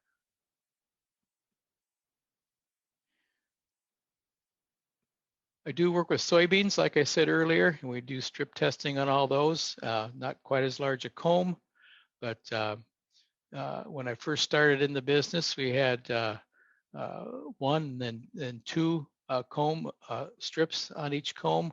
That was Roundup Ready and Liberty Link. 2 years ago, the Extend or dicamba strip test was added. And now this year we have the new chemistry that's out there, the 2,4-D tolerant, I believe that's called Enlist. It's been added to the strip test. So again, the sensitivity levels are pretty low. And you can see there that it only takes basically 1 grain in either 400 or 1,000 kernels to get to that particular level of sensitivity. Then the pictures on the left there are the 2 different types of readers we work with, one at Marion and the one at St. Peter, that help us quantify exactly what those strip tests are telling us. So a few things to help be prepared or increase your odds for success, and some ideas that some growers are using. I'll kind of review with you here in these last couple slides before we turn it back over to the question and answer period. Number one, plan your crop rotations to help prevent exposure.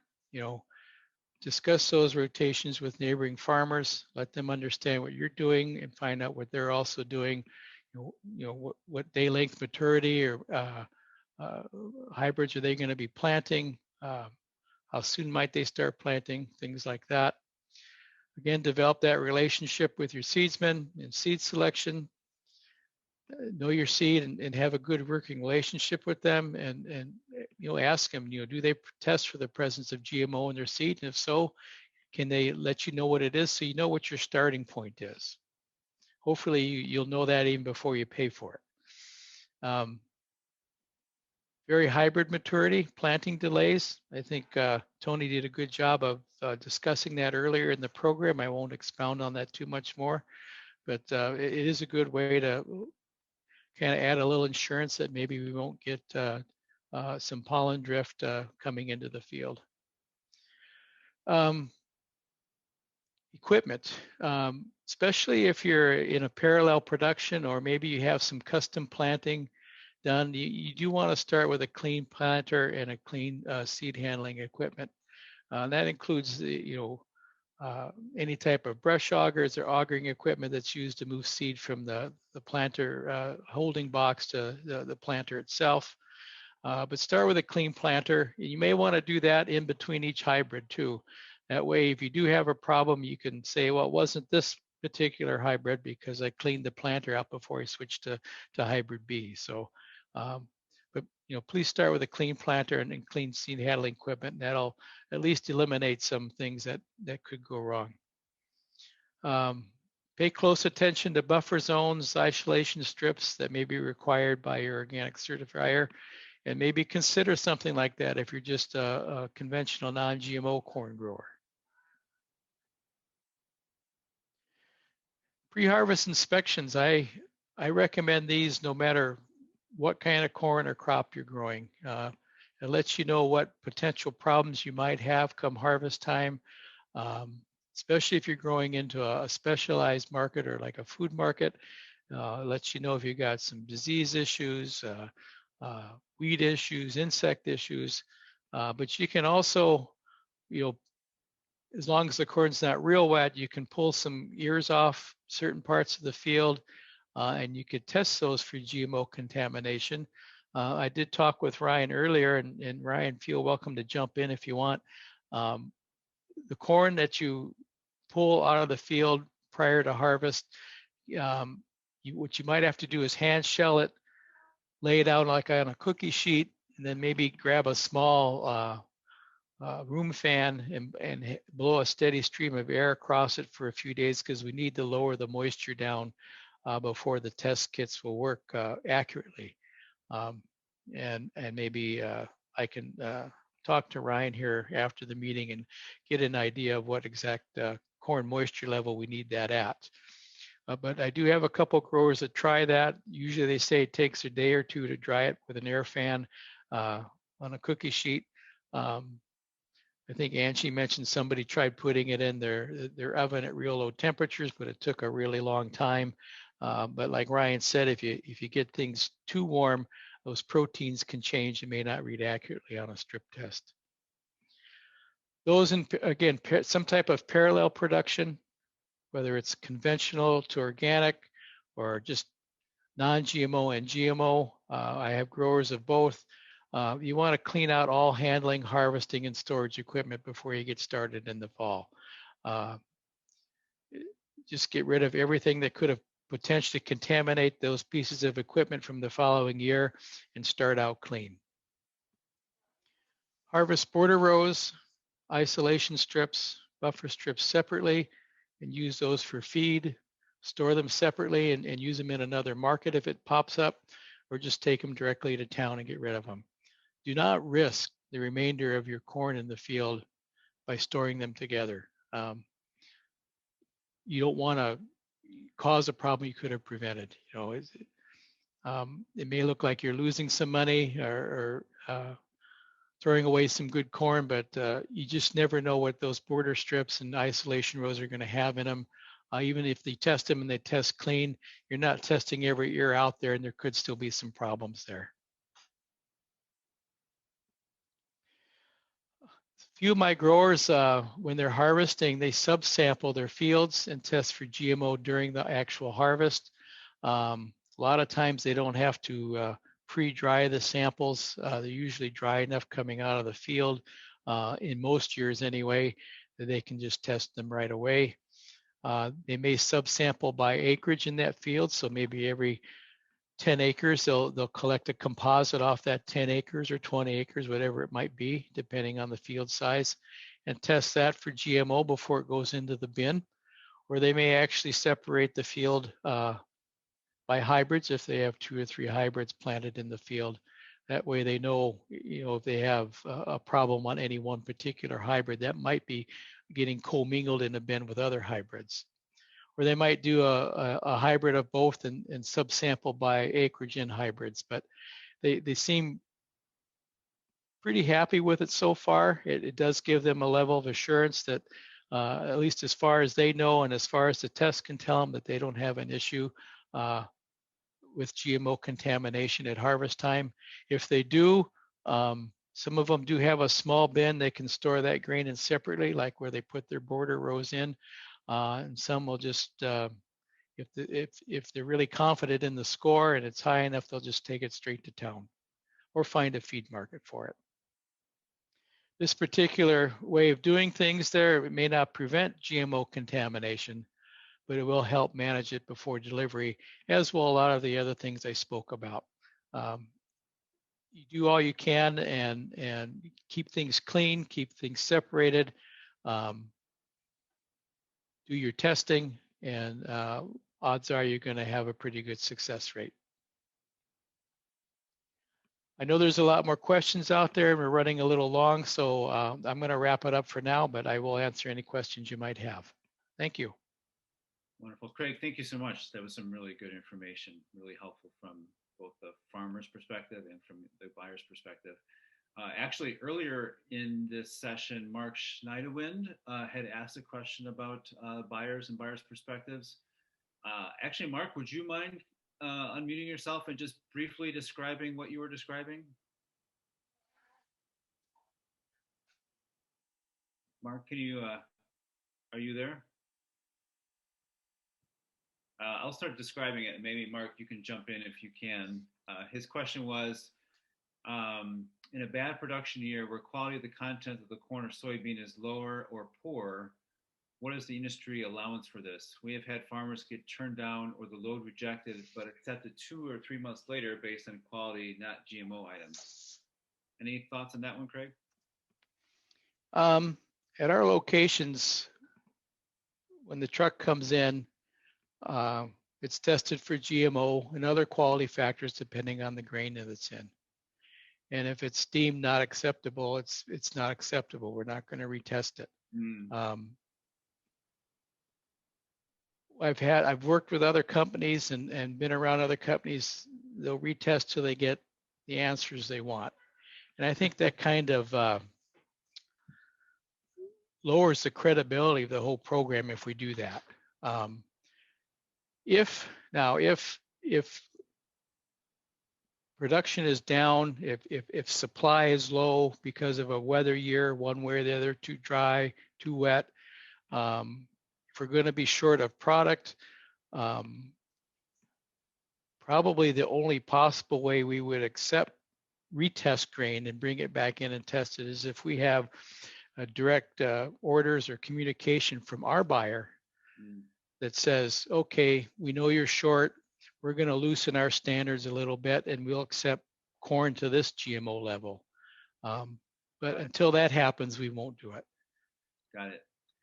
We also had someone make a comment, RH14839386. The comment was, in Canada, the seed companies will not touch GMO contamination, but only impurities or off-type purity, governed by inspections during seed inspections. Craig, are you familiar with Canada and how they handle these topics or handle these issues? I know it's different than what we have here in the States. I'm not real familiar with it.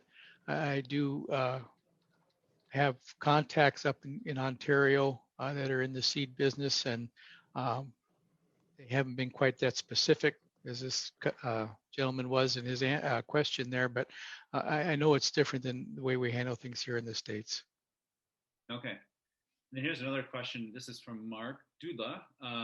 He's saying, as countries like Mexico and others go offline with glyphosate and GMOs within the country, do you anticipate organic seed production going to those regions to achieve 100% non-GMO seeds?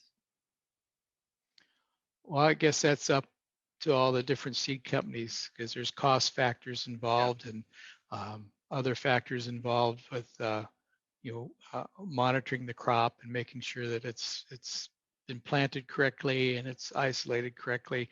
I think there's a lot of seed companies. I don't know about Mexico, but many seed companies go to South America to grow out lines, whether it be corn or soybeans or other crops. So I wouldn't be surprised if they do that, but I don't know if they're going to or not. Okay. And I guess one other question I have for you, Craig, is thanks for reminding me of your own background in seed production. What do you think farmers should do, farm organizations should do around this question of seed suppliers and their level of GMO contamination and purity?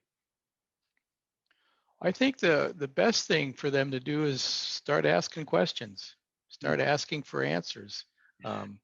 Like I said, developing that relationship, and don't let that seedsman or that seed company think that you're an easy sell. They want you to buy their product. You have a certain markets you want to sell into. Explain that to them and ask them, I need seed that meets these specifications, or help me meet these specifications on the harvested end. And I think it was Ryan or Tony mentioned, if you get a test result on a corn or soybeans and it's 99.1 or 99, and their end use limit is 0.9% because of the non-GMO project, you might not want to buy that seed. But the more we talk to them about it, the more we maybe don't buy seed for them because of that fact. I think sooner or later the point's going to get across to them that they need to pay more attention to that. And some of the companies, like I mentioned, are taking steps like Bex and Albert Lee Seed and Prairie Hybrids. They're taking the first step in making some of those assurances. Now, those assurances come with probably their own problems. They're kind of sticking their neck out there a little bit, but at least it's a start. Excellent. I guess my last question for you before I see anyone else's is, I assume, does the market for GMO, sort of organic or identity preserved, non-GMO food grade products continue to grow? It grows. It has its cycles. Based on, we've delivered, good 3 years of bumper crops here to other countries. I'm sure their supplies are up a little bit, so demand may fall off year to year, or it has its own 3 or 4 year cycle like a lot of other things do. But no, it's continuing to grow. Awesome. Okay, so I think we're still going to have some conversation, but I want to give people the opportunity. First of all, share your questions. Number two, if 105 minutes is your limit for being on a Zoom call, you certainly feel free to drop off. But I would like to have just a little more conversation around the seed suppliers and any other questions you might have. Angie, actually, could you jump in? Any thoughts or reactions to what you've heard today? Sorry, I was just going to type something in actually. Well, Craig brought up that, that their people in their labs are trained to do this strip test and they have protocols that they follow. He mentioned FGIS sampling protocols.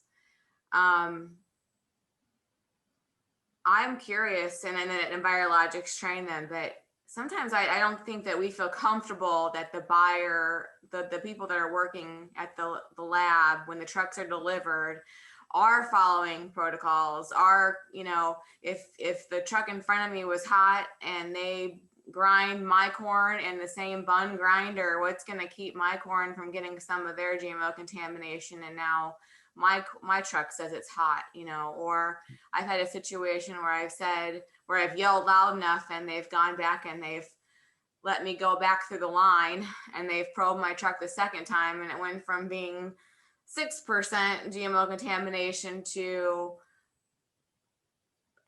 way like less than a percent.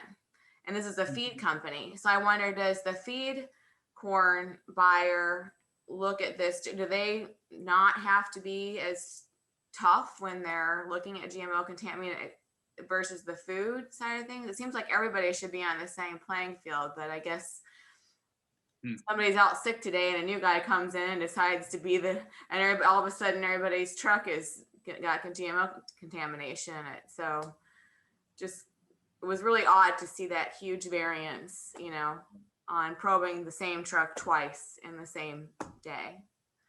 Ryan, do you want to respond to that before we also ask Craig to respond? So each sample will likely read differently if it's not probed properly. And so if you follow the FGIS protocol for probing, it's likely that the answers would be much more closely aligned. But if you're just scooping a little bit off the top or only doing in one location, then most of that variation is likely coming from the sample, the sampling plan. In general, when it comes to the feed market versus the food grade market, I do think that the requirements are looser for feed. 5% versus 0.9% on a threshold level.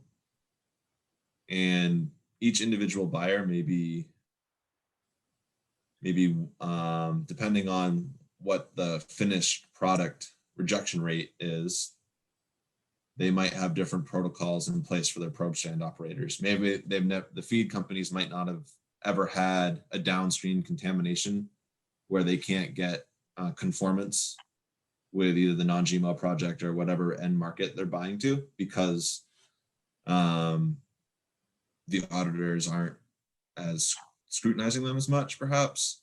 I think there's definitely more room for variability when it comes to feed versus some of the food grade markets, though.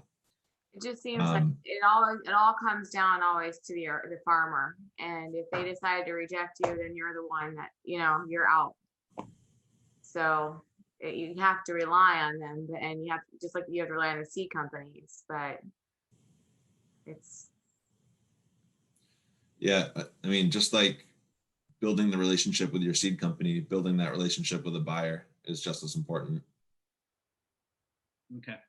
Craig, do you have any thoughts or feedback about the feed grade question and how they're doing their testing? Well, with grain millers, it's feel confident in the way we probe and test because we have a lot of training, both like biologics, but internally, we have our own internal quality management system that we have to account for. And it makes sure that we're doing things right on every truckload, the same on every truckload. As far as Angie's question about the grind, I know a lot of our lab operators, all of them actually, they will make sure that, especially if there was a hot load before hers, that grinder is going to get cleaned out. St. Peter, we use wheat. We run it through there, make sure it's clean. at Marion, they've got some corn that tests, negative for GMO that they'll run through, or they'll physically clean it if they have to.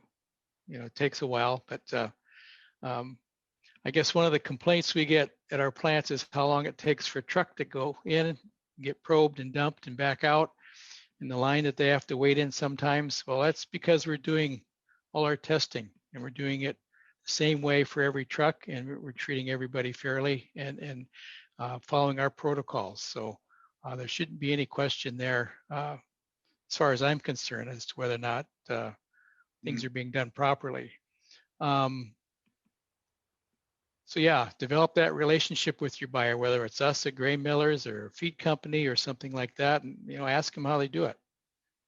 Okay, excellent. Aaron asked the question, how much potential contamination could happen from a bun grinder? Ryan, do you want to handle that one?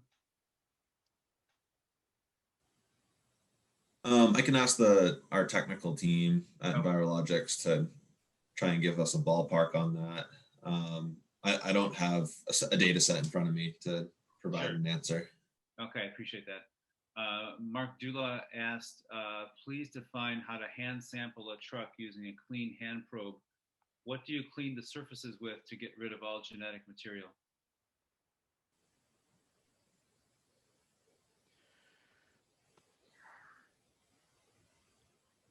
Hand probes, I've just wiped them down.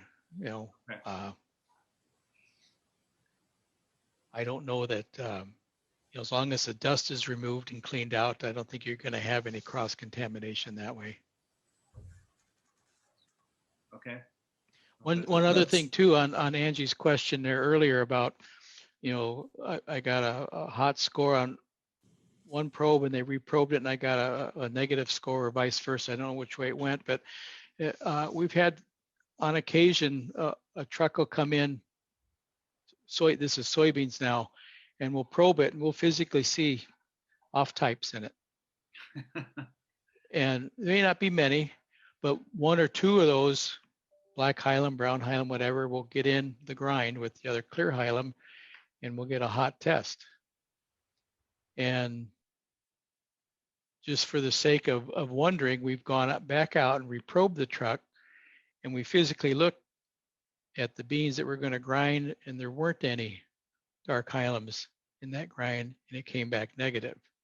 So the test is only as good as the sample. I mean, you could probe a truck one time and miss all those spots like we did the second time, or you could go in and probe that truck and you can get a couple kernels or a couple of beans that are GMO and they're going to get into your grind and that's going to give you a hot test. Got it. And then Susan jumped into the conversation. Susan, would you mind unmuting yourself and just saying a little bit more about your comments?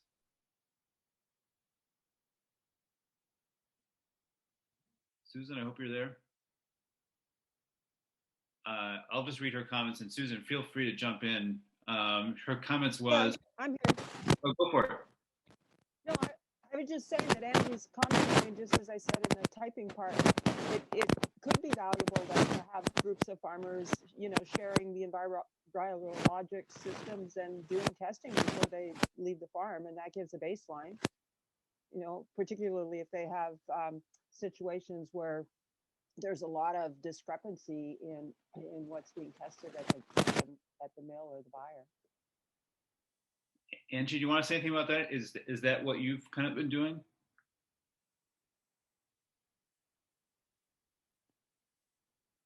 Sorry about that. I think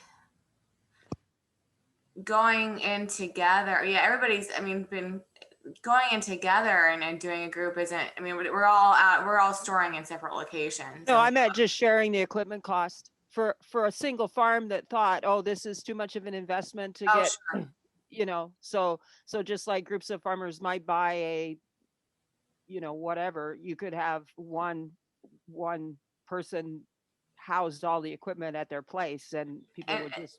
So I think on that point, I think I agree with you, and you just have to make sure you have one person at least that knows how to run this, run it and run the tests and have all the supplies. because it's not just the quick scan. You have to buy some kind of grinder, and you have to have all the little things that you need to measure everything out. But and also the test strips, the combs. And I was going to bring that up. And, we're talking about all this, but it's a lot cheaper than doing a PCR test, but we're still talking about a good amount of money per test. So it's not like if I test it, it adds up. Yeah. So I think, we all get a little stingy a little bit about how much testing we're doing, and then the final thing I was just going to bring up is, that's when we talk about stingy, is a lot of the samples that people bring to me are just a really small sample of their seed. It's because, of course, that's my seed, and I don't want to use it all up, grind it all up for testing.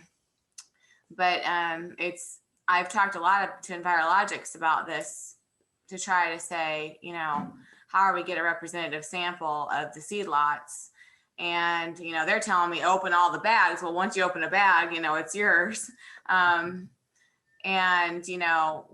get, a couple gallon bags and grind it all, and then mix all that grind up, and then take samples out of there, so that's, again, getting a representative sample. But it also means not being stingy with the amount of corn you bring in to get sampled, whether it's from your field or from your bin, or seed.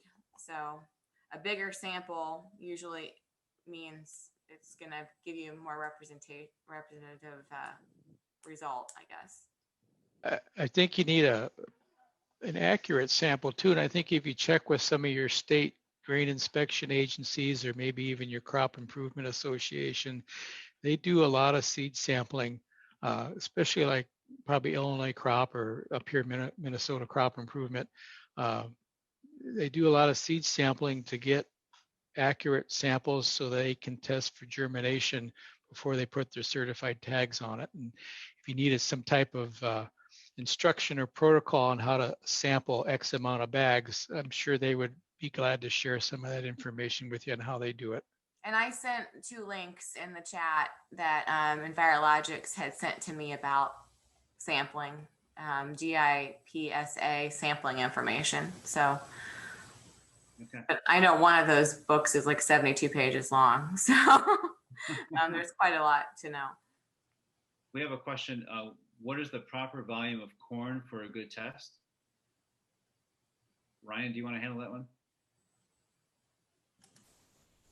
Are we talking about how much do you grind? I guess so. Richard, do you want to clarify that with the chat, or just jumping into the conversation? I was just wondering, like, I had Angie do a test for me this fall, and I think she had mentioned it was kind of a smaller quantity, and I was just curious, is it like a full 1 gallon Ziploc bag type thing, or if you're sending a sample somewhere, just how much is a good size sample?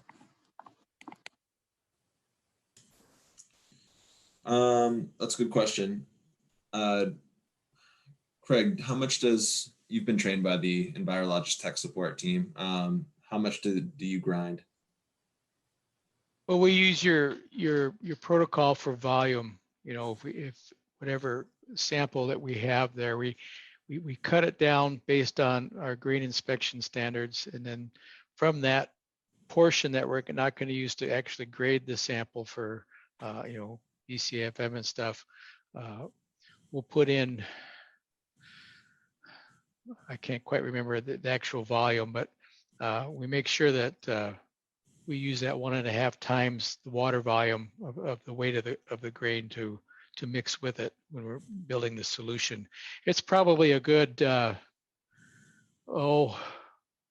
ground sample. It's probably close to a 1.5 cups, 2 cups of actual ground corn. It's like 240 grams, I think. But what they told me to do is fill up a whole gallon bag if you can. And grind all of it, but that's a lot. No, yeah, that's overkill, I think. But yeah, we don't do quite that much. Yeah. No. All right, so I'm going to jump in at number 1. We have gone a long time, but I've really enjoyed. Hope everyone's found this valuable. Number 2, if there's something you want to have us potentially do as a future webinar, please share that in the chat or email me. Number three, I think the conversation around farmers teaming up to potentially test is, I think, intriguing to some people. Can Ryan, you or Angie talk about the cost per test as well as the ballpark cost of the strip testing equipment itself, so that people would understand what the scale of that expense would be? Yeah, sure. So I think the corn comb itself is about $50 a Okay. comb, and the instrument to analyze the comb is maybe a little over $3,000. Okay. And All right. And then the bun grinder, Mhm. yeah, the bun grinder. I don't know what the price of that would be. Maybe I'd have to look $600 that to one up. $800. Okay, got it. And then Susan, can you come back on? You shared something interesting about mycotoxin testing. Yeah, I'm back.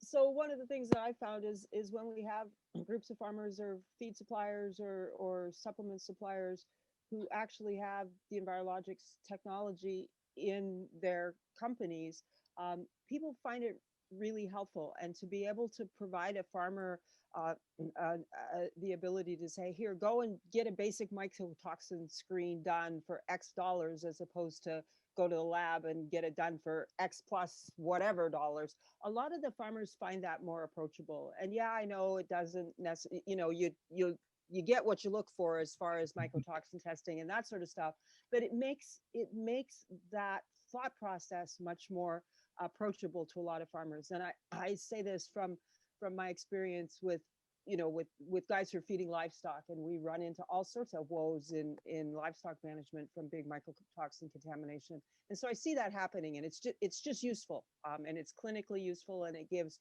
people a way to access the technology where they might not send it to a diagnostic lab for a multi-$100 mycotoxin panel. Got it. Excellent. Well, we don't have, thank you, Susan, for sharing that. That was really helpful. We don't have any other questions. We've gone for 2 really good hours. What I'd love to do is, first of all, thank all of our registrants for sort of tuning in, and we hope this was really valuable to you. Don't hesitate to send emails with other ideas for things to do. I would actually like our 4 kind of speakers to just, if you have any one last thought or comment about this conversation and what you think maybe we could do next, maybe even have a dialogue with seed companies. I would just love to hear what your thoughts were on the conversation we've had. I'll start with you, Craig. Well, it seems like a lot of the dialogue has been around the planting seed, Mm. getting started. So, I would encourage everybody to take that conversation to their seed people. And if that's something we do as a group or individually, as an organization, you're probably going to, at least initially, not get the answers you want or that you want to hear, but they need to know that these are concerns. And until they know that they're concerns, they won't do any action. Got it. Tony, would you like to share some thoughts, what you've heard? I just thought Craig did a really nice job of wrapping everything up. I thought that, some of the more basic side of what I talked about, you could see coming through in the things that he talked about. And I don't have enough experience in, taking those samples off the border, tucking them away, or sampling those separately. But it seems like if that is a viable strategy, that would help you identify whether your pollen is coming in from another field or if it's an internal problem with your seed. And so I think cost effective wise, I'm not, the economics of all that testing comes into play, but a strategy like that could help you narrow down where your contamination is coming from. Excellent. Thank you. Ryan, any thoughts? Yeah, along those lines, if you don't test, then you don't know where the problems are. And like Craig was saying, I would encourage you just to ask your seed dealers for some of the testing results. It's, the worst case scenario, they say no, or it takes a long time for them to get you the results. But if you can start by knowing that all right, I cleaned out my planter, my seed is of high quality, then at least you know you're off to a good starting point, and you can kind of figure out and assess where things might go wrong from there. I talked to my neighbors, they're not planting GMO. You can check the boxes and you can kind of narrow your troubleshooting down to something. Oh, did I forget to do something else? Or, it will help you build confidence that you're going to be able to get that premium. So if you don't test, then you don't know. And I think, testing is expensive. So the seed producer, if they're already doing that level of testing, there's no need to do it again. And you can just ask for that result. Excellent. Thank you, Ryan. Angie, any final concluding thoughts? When it comes to the seed company discussions and